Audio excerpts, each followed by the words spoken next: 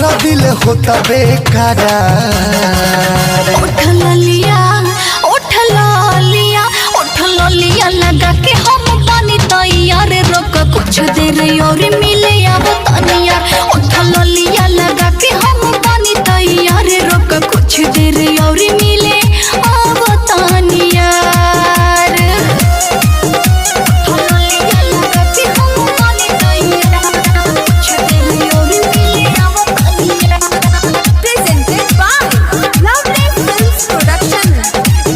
अरे मिले खाती कब से बानी पागल हो। अरे पूछा बात बड़े पापा जागल हो। अरे मिले खाती कब से बानी पागल हो। अरे पूछा बात बड़े पापा जागल हो। धुक धुक करता करे जा हमार। उठ लिया लगा के हम पानी तैयार रोक कुछ देर और मिले अब तनियार।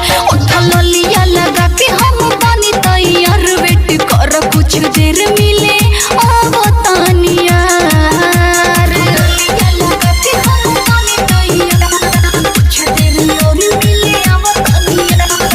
संगम रिकॉर्डिंग स्टूडियो गोपालगंज। अरे बुझ परेशानी हमार लभर हो।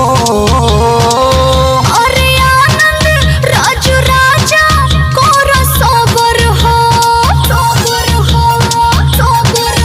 अरे बुझ परेशानी हमार लभर हो।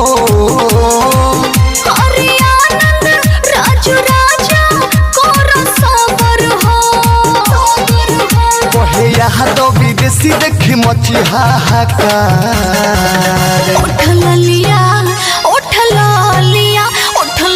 लगा के हम पानी तैयार रोक कुछ देर और मिले अब तनियार। उठ लिया लगा के हम पानी तैयार रोक कुछ देर और मिले अब तनियार। उठ लिया लगा के हम पानी तैयार रोक कुछ देर